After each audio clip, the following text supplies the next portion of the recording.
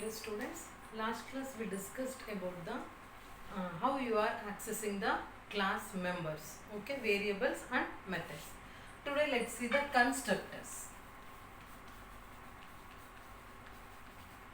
Constructor, what is constructor? So constructor is used like a method itself. So method ಹೆಂಗೆ use ಮಾಡ್ತಿರೋ ಕನ್ಸ್ಟ್ರಕ್ಟರ್ನು ಹಂಗೆ use ಮಾಡ್ತೀರಾ, but constructor name is same as the class name. Okay, class name ಏನಿರುತ್ತೋ constructor name ಅದೇ ಇರುತ್ತೆ. And then it should not have any return type, void, int, ಈ ರೀತಿ ಯಾವುದೇ ರಿಟರ್ನ್ ಟೈಪ್ ಇರಲ್ಲ.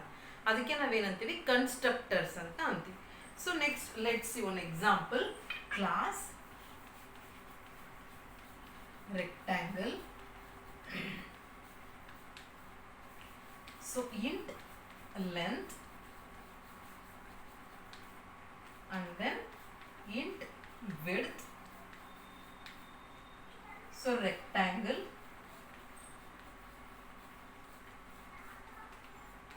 int x comma int y. Okay, length is equal to x and width is equal to y. Okay, and then int rect area, so return length into width. So ಇದಕ್ಕೆ ಏನಂತೀರಾ constructors ಅಂತ ಅಂತೀರಾ. So see year ಒಂದು ಕ್ಲಾಸಲ್ಲಿ ನಾವು variables ಆದಮೇಲೆ ಅಲ್ಲಿ ಮೆಥಡ್ನ declare ಮಾಡ್ತಿದ್ವಿ, ಏನಂತ ವಾಯ್ಡ್ ಗೆಟ್ ಡೇಟಾ ಅಂತ. So instead of that here we are using the constructor. So constructor ಅಂತ ಯಾಕಂತೀವಿ? So here same name as the class name and we are passing the parameter and it should not return any value. ಇದಕ್ಕೆ ಏನಂತೀರಾ constructors ಅಂತ ಅಂತೀವಿ. So main method ಹೆಂಗಿರುತ್ತೆ ಅಂದರೆ, for example this is class test and then public static void main string args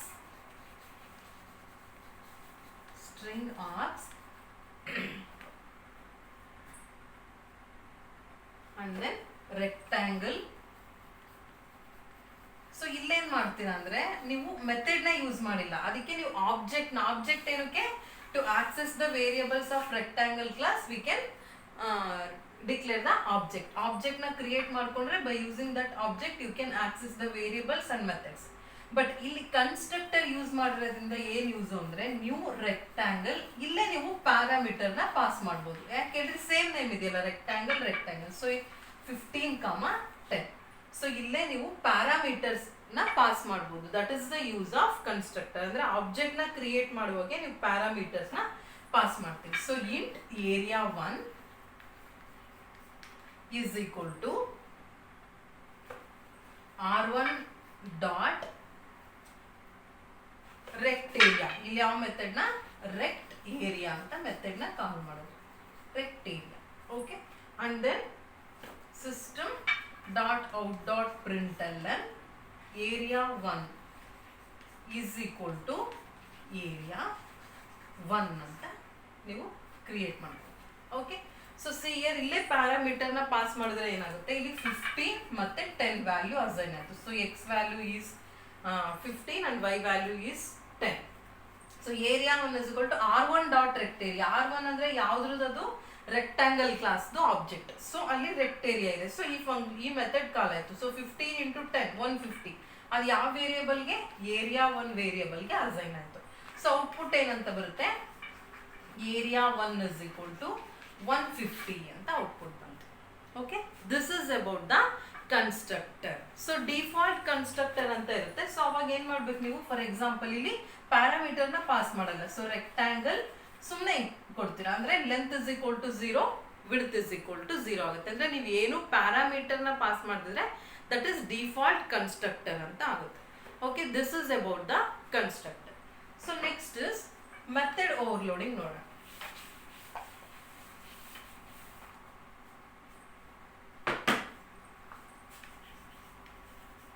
method overloading ಅಂತ ಅಂತೀವಿ. So method overloading ಅಂದ್ರೆ ಏನು, ಮೀನ್ಸ್ ಸೇಮ್ ಮೆಥಡ್ ನ ನೀವು ಮೋರ್ ದ್ಯಾನ್ ಒನ್ಸ್ ಯೂಸ್ ಮಾಡ್ತೀರಾ with different parameters with in the same class. ಅದಕ್ಕೆ ಏನಂತೀರಾ, method overloading ಅಂತ ಅಂತೀರ. ಓಕೆ, ಸಿ ಹೆಂಗೆ ಮೆಥಡ್ ಮತ್ತೆ ಕನ್ಸ್ಟ್ರಕ್ಟರ್ ಓವರ್ಲೋಡಿಂಗ್ ಎಲ್ಲ ಸೇಮ್ ಅಂತ ಅನ್ಕೊಂತೀವಿ. ಓಕೆ, ಸಿ ಇಲ್ಲಿ ಏನ್ ಮಾಡಿದ್ರೆ, int rectangle int X int y ಅಂತ ಕೊಟ್ಟಿದ್ದಾರೆ. Length is equal to x and width is equal to y. So ಇದು ರೆಕ್ಟೇರಿಯಾ ಅಂತ ಇರುತ್ತೆ, ಬಟ್ ಅದು ನಾನು ಇವಾಗ ನಿಮಗೆ ಅಂಡರ್ಸ್ಟುಡ್, ಅದು ರೆಕ್ಟೇರಿಯಾ ಇರುತ್ತೆ ಕ್ಲಾಸ್ ಒಳಗಡೆ, ನಾನು ಅದು ಅಳಿಸಿದ್ದೀನಿ ಅಷ್ಟೇ. ಸೊ ಅದರ ಏನ್ ಕೊಡ್ತೀರಾ, ರೆಕ್ಟಾಂಗಲ್ ಇಂಟ್ ಎಕ್ಸ್ ಅಂತ ಕೊಡ್ತೀರಾ. ಓಕೆ, ಕೊಟ್ಟು ಏನಂತ ಕೊಡ್ತೀರಾ, return length is equal to width is equal to X ಅಂತ ಕೊಡ್ತೀರಾ. ಅದಾದ್ಮೇಲೆ ಏನಿರುತ್ತೆ, int rect area return length into width ಅಂತ ಇರುತ್ತೆ. And then you are closing the class. So see rectangle ಅಲ್ಲಿ ನಾವು 2 ಮೆಥಡ್ಸ್ ನ ಕಾಲ್ ಮಾಡಿದೀವಿ, rectangle and then rectangle with different parameters. ನೋಡ್ರಿ, ಇಲ್ಲಿ 2 ಪ್ಯಾರಾಮೀಟರ್ಸ್ ಇದೆ, 1 ಪ್ಯಾರಾಮೀಟರ್ಸ್ ಇದೆ with in the same class. ಇದಕ್ಕೆ ನೀವೇನಂತೀರಾ, method overloading. Means you are declaring the same method with different parameters with in the same class. ನೋಡ್ರಿ, ಇಲ್ಲಿ 2 parameters, ಇಲ್ಲಿ 1 parameter ನ ಪಾಸ್ ಮಾಡಿದೆ. ಓಕೆ, ಸೊ ಇದಕ್ಕೆ ಏನಂತೀರಾ, ಮೆಥಡ್ ಓವರ್ಲೋಡಿಂಗ್. ಸೊ ಇಲ್ಲೇ ನಮ್ ಪಾಸ್ ಮಾಡ್ತೀರಾ ಅಂದ್ರೆ, ಸಿ ರೆಕ್ಟಾಂಗಲ್ ಇನ್ನೊಂದು ಆಬ್ಜೆಕ್ಟ್ ನ ಕ್ರಿಯೇಟ್ ಮಾಡ್ಕೊಂತೀರಾ. R2 is equal to new rectangle of 10 ಅಂತ ಕಾಲ್ ಮಾಡ್ತೀರಾ. ಓಕೆ, ಸೊ ಇಲ್ಲಿ int area 2 is equal to R2 dot rect area ಅಂತ ಕಾಲ್ ಮಾಡ್ತೀರಾ. R2 dot rect area S dot out dot P area 2 is equal to plus area 2 ಅಂತ ಕಾಲ್ ಮಾಡ್ತೀವಿ. Okay, so C ಒಂದೇ ಕ್ಲಾಸಿಗೆ ನೀವು 2 ಆಬ್ಜೆಕ್ಟ್ ನ ಕ್ರಿಯೇಟ್ ಮಾಡ್ಕೊಂಡ್ರಿ. ಏನಂತ, ರೆಕ್ಟಾಂಗಲ್ಗೆ R1 R2 ಅಂತ. ಸೊ ಫಸ್ಟ್ ಇದು ಪಾಸ್ ಮಾಡುತ್ತೆ. ನೋಡ್ರಿ, rectangle R1 is equal to new rectangle 50 10. So rectangle ಅಂತ ಕಾಲ್ ಆದ ತಕ್ಷಣ 2 ರೆಕ್ಟಾಂಗಲ್ ಇದೆ, ಇಲ್ಲೊಂದಿದೆ 1, ಇಲ್ಲೊಂದಿದೆ. ಯಾವ್ದದು ಸೆಲೆಕ್ಟ್ ಆಗುತ್ತೋ ಗೊತ್ತಿಲ್ಲ, ಅದಕ್ಕೆ ನೀವು ಪ್ಯಾರಾಮೀಟರ್ ನ ಕನ್ಸಿಡರ್ ಮಾಡ್ತೀರಾ. ಸೊ ಇಲ್ಲಿ 2 ಪ್ಯಾರಾಮೀಟರ್ಸ್ ಇದೆ, ಅವಾಗ ಏನ್ ಕನ್ಸಿಡರ್ ಮಾಡ್ತೀರಾ, ಈ ಮೆಥಡ್ ನ ಕನ್ಸಿಡರ್ ಮಾಡ್ತೀರಾ. 50 10 area 1 is equal to R1 dot rectarea. R1 dot rectarea, so length is equal to 15, width is equal to y. So ಏನಂತ ಬರುತ್ತೆ area, so area 1 is equal to 150 ಅಂತ ಬಂತು.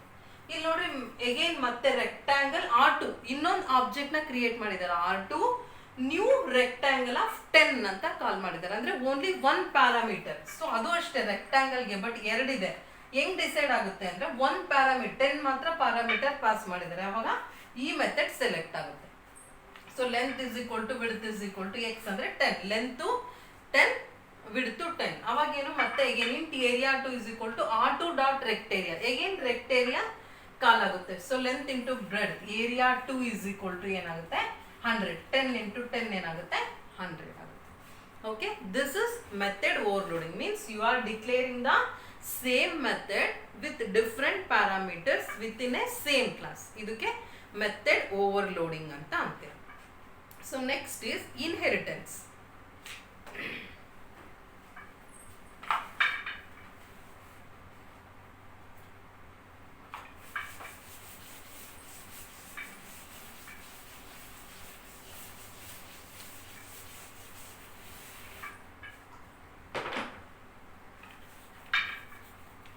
ಇನ್ಹೆರಿಟೆನ್ಸ್ ಅಂದ್ರೆ ಏನು, ಆಲ್ರೆಡಿ ಸಿ ಪ್ಲಸ್ ಪ್ಲಸ್ ಅಲ್ಲಿ ಕಲ್ತಿದ್ರ ನೀವು. Means one class is derived from another class, ಅದಕ್ಕೆ ನೀವೇನಂತೀರಾ, inheritance ಅಂತ ಅಂತೀರಾ. Okay, so see here one first type of inheritance is single inheritance. Okay, single inheritance ನೋಡೋಣ ಹಿಂಗೆ. So B is derived class. B is derived class from the A class. A class ಗೆ ಏನಂತೀವಿ, base class ಅಂತ ಅಂತೀವಿ. Means B is derived from A class. ಅದಕ್ಕೆ this is derived class and this is base class ಅಂತ ಅಂತೀವಿ. So this is also called as child class. This is parent class ಅಂತ ಅಂತೀವಿ. So ಅಥವಾ this is sub class, this is super class ಅಂತಾನು ಅಂತೀವಿ. So ಇಷ್ಟು ತರ classes ಇರುತ್ತೆ. ನೀವು ಸಿಂಟ್ಯಾಕ್ಸ್ ಏನು ಅಂದ್ರೆ, class subclass name extends super class name anta anತೀರ super class name. So this is the syntax to write the inheritance class. So subclass name ಯಾವುದು? class B extends A. super class ಯಾವುದು? A. ಅಂದ್ರೆ B is child of A ಅಂತ. ಆವಾಗ ನೀವು A ಅಲ್ಲಿರೋ ಎಲ್ಲಾ properties ಅಂದ್ರೆ variables ಮತ್ತೆ ಮೆಥಡ್ಸ್ ಎಲ್ಲ ನೀವು ಬಿ ಕ್ಲಾಸ್ ಅಲ್ಲಿ ಯೂಸ್ ಮಾಡ್ಬೋದು. ಹೆಂಗೆ? Without creating object. ನೀವು ಬೇರೆ ಒಂದು ಕ್ಲಾಸಿಂದ ಇನ್ನೊಂದು ಕ್ಲಾಸಿಗೆ ನೀವು ವೇರಿಯಬಲ್ಸ್ ನ ಆಕ್ಸೆಸ್ ಮಾಡಬೇಕು ಅಂದ್ರೆ ಆಬ್ಜೆಕ್ಟ್ ನ ಕ್ರಿಯೇಟ್ ಮಾಡ್ಬೇಕು. ಬಟ್ ಇನ್ಹೆರಿಟೆನ್ಸ್ ಅಂದ್ರೆ ಇದು ಚೈಲ್ಡ್ ಕ್ಲಾಸ್ ಆಗಿದ್ರೆ without creating the object it can access the variables and methods from the parent class. Okay, ಒಂದು ಎಕ್ಸಾಂಪಲ್ ನೋಡೋಣ ಇದು single ಇನ್ಹೆರಿಟೆನ್ಸ್ಗೆ.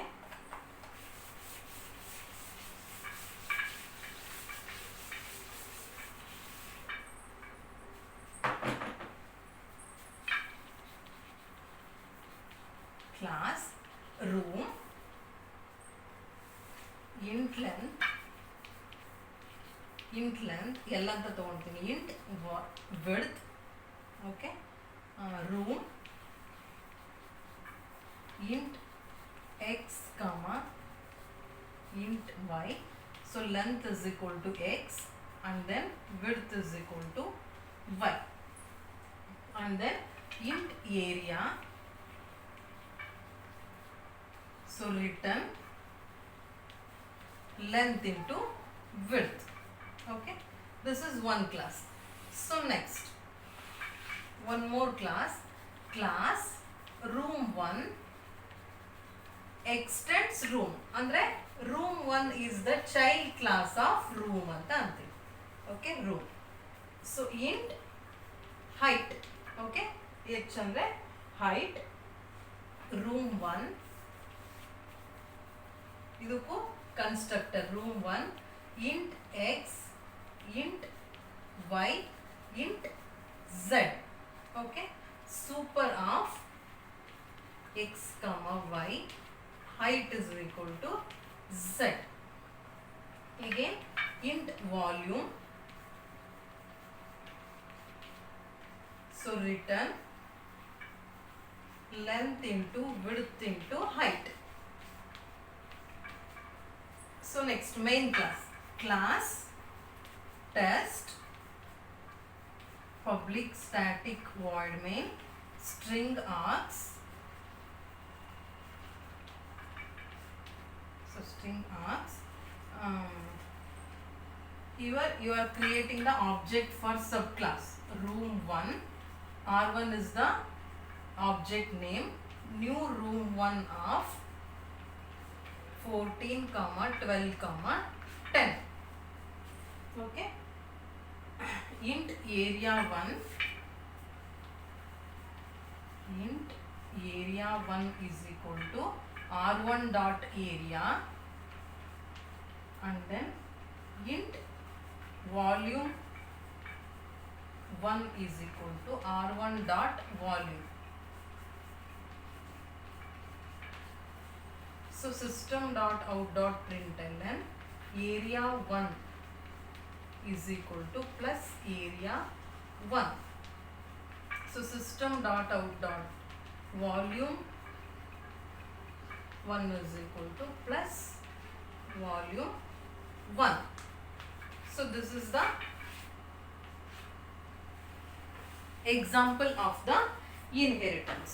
Okay, so see here single inheritance ಅಂದ್ರೆ ಒಂದು ಮಾತ್ರ ಎಕ್ಸ್ಟೆಂಡ್ ಆಗಿದೆ ಅಷ್ಟೇ. ಸೊ ಕ್ಲಾಸ್ ರೂಮ್ ನೀವು ಇಲ್ಲಿ ಎರಡು ವೇರಿಯಬಲ್ ನ ಡಿಕ್ಲೇರ್ ಮಾಡಿದಿರಿ, and then one constructor of the class, and then one method area. So class room 1 extends room ಅಂದ್ರೆ room 1 is the child class of the room ಅಂತ ಅಂತೀವಿ. Okay, room 1 is the sub class and room is the parent super class. ಒಂದು variable declare ಮಾಡಿದ್ರೆ H ಅಂತ, ಮತ್ತೆ ಈ ಕ್ಲಾಸಿಗೆ ಒಂದು ಕನ್ಸ್ಟ್ರಕ್ಟರ್ ನ ಕ್ರಿಯೇಟ್ ಮಾಡ್ಕೊಂಡಿದ್ರೆ int X int Y int Z. So super of X ಕಮ ವೈ, ಇಲ್ಲಿ ಎಕ್ಸ್ ವೈ ವೇರಿಯೇಬಲ್ಸ್ ನ ಡೈರೆಕ್ಟ್ ಆಗಿ ಯೂಸ್ ಮಾಡ್ತೀರಾ ನೋಡ್ರಿ. ಎಕ್ಸ್ ವೈ ಎಲ್ಲ ಎಲ್ಲಿದೆ? ರೂಮ್ ಕ್ಲಾಸ್ ಅಲ್ಲಿ. ಬಟ್ ನೀವು ಇಲ್ಲಿ ಡೈರೆಕ್ಟ್ ಆಗಿ ಯೂಸ್ ಮಾಡ್ತಿದ್ರ. ಯಾಕೆ? So because room 1 is the child of room class. Okay, and then ಒಂದು ಮೆಥಡ್ ನ ಡಿಕ್ಲೇರ್ ಮಾಡಿದ್ರೆ volume. So see here main ಅಲ್ಲಿ ಆಬ್ಜೆಕ್ಟ್ ನ ಕ್ರಿಯೇಟ್ ಮಾಡ್ತಿದ್ದಾರೆ R1 ಅಂತ. ಯಾವ ಕ್ಲಾಸಿಗೆ? ಬೇಸ್ ಕ್ಲಾಸಿಗೆ. ಅದು ಸರಿ, ಬೇಸ್ ಕ್ಲಾಸಿಗಲ್ಲ, ಡಿರೈವ್ಡ್ ಕ್ಲಾಸಿಗೆ ಅಂದ್ರೆ ಚೈಲ್ಡ್ ಕ್ಲಾಸಿಗೆ ಒಂದು ಆಬ್ಜೆಕ್ಟ್ ನ ಕ್ರಿಯೇಟ್ ಮಾಡ್ಕೊಂಡ್ರು. R1 is equal to new room ನ ಪ್ಯಾರಾಮೀಟರ್ಸ್ ಪಾಸ್ ಮಾಡಿದ್ರು. So x is equal to 14, y is equal to 12 and z is equal to 10. So ಇಲ್ಲಿ ಅಗೇನ್ ಸೂಪರ್ x, y ಅಂದ್ರೆ ಈ ವ್ಯಾಲ್ಯೂ ಸೂಪರ್ ಕ್ಲಾಸಿಗೂ ಹೋಗುತ್ತೆ ಅಂತ. So 14, 12. Okay, and then int area 1 is equal to R1 dot area. ನೀವು ಯಾವುದೇ ಒಂದು method ನ ನೀವು ಆಕ್ಸೆಸ್ ಮಾಡ್ಕೋಬೇಕು ಅಂದ್ರೆ object. So R1 is the object of which class? Room 1 class. ಇಲ್ಲಿಗೆ ಬರುತ್ತಾ? ಇಲ್ಲಿ ಈ ಕ್ಲಾಸಿಗೆ ಬಂತು ನೋಡ್ರಿ. ಇಲ್ಲಿ ಏನಿದೆ? ಕನ್ಸ್ಟ್ರಕ್ಟರ್ ಇದೆ ಮತ್ತೆ ವಾಲ್ಯೂಮ್ ಇದೆ. ಸೊ ಏರಿಯಾ ಮೆಥಡ್ ಅದಕ್ಕೆ ಸಿಗ್ಲೇ ಇಲ್ಲ. ಅವಾಗ ಏನ್ ಮಾಡುತ್ತೆ? Extends room. ಸೊ ಅವಾಗ ರೂಮ್ ಕ್ಲಾಸಿಗೆ ಬರುತ್ತೆ. ಸೊ ಇಲ್ಲಿ ಏರಿಯಾ ಮೆಥಡ್ ಸಿಕ್ತು. ಸೊ ಏನಾಗಿದೆ? Length is equal to 4, 14, width is equal to 12. So ಇವೆರಡನ್ನು ಮಲ್ಟಿಪ್ಲೈ ಮಾಡಿದ್ರೆ 168 ಬರುತ್ತೆ. So area 1 is equal to ಏನಾಯ್ತು ಇವಾಗ? 168 ಆಯ್ತು. Again, it volume 1 is equal to R1 dot volume. R1 ಅಂದ್ರೆ with object of the room 1 class. So ಇಲ್ಲೇ volume ಸಿಕ್ತು. Length ಇತ್ತು 14 into 12 into 10 ಎಷ್ಟು ಬರುತ್ತೆ? 1680. So volume is equal to 1680. Output ಏನಂತ ಬರುತ್ತೆ? Output is area 1 is equal to 168. ಯಾಕಂದ್ರೆ area 1 value ಏನಿದೆ? 168. ವಾಲ್ಯೂಮ್ 1 is equal to 1680 ಅಂತ ಬರುತ್ತೆ. Okay, this is about the single inheritance. So next type of inheritance is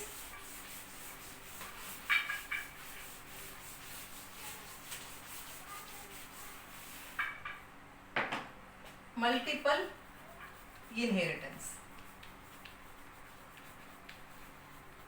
multiple inheritance ಅಂದ್ರೆ more than one parent class. So C is derived from both the class A and B. So C is the child of A and B. So idukke multiple inheritance anta antivi. But Java won't support the multiple inheritance. Instead of that it will use the interfaces anta use ಮಾಡುತ್ತೆ. So ನೋಡೋಣ interfaces, ಅದು next last topic ಇದೆ unit ಅಲ್ಲಿ, ಅವಾಗ discuss ಮಾಡೋಣ. So next is multi-level inheritance. Multi-level inheritance ಅಂತ ಅಂತೀವಿ. So see here like this, A, B and then C. So ಇದಕ್ಕೆ ಏನಂತೀರಾ? multi-level ಅಂದ್ರೆ B is derived from A, again C is derived from B. So A is the parent of B and B is the parent of C. A is grandparent of C ಅಂತ ಅಂತೀರಾ. So ಹೆಂಗ್ ಬರೀತೀರ ಇದನ್ನ? Class A.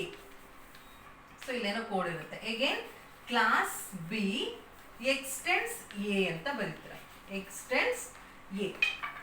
Okay, again class C extends B. So this is the multi-level inheritance. So class B extends A, again class C extends B. So ಈ ರೀತಿ multi level. So last type is hierarchical inheritance ಅಂತ. So hierarchical means hierarchical inheritance. ಸೊ ಹೆಂಗೆ ಅಂದ್ರೆ ಒಂದು parent class, so many sub classes B and then C and then D. So B and C D are the child of A ಅಥವಾ A is parent of B, C and D class ಅಂತ ಅಂತೀವಿ. So B extends A, again class C extends A, class D extends A. So ನೋಡ್ರಿ, B is extending from A, C is extending from A, again D is extending. So B, C and D are the child class of A. So these classes can access the properties from A class. Okay, this is about the hierarchical inheritance. Okay, this next class let's see the method overriding.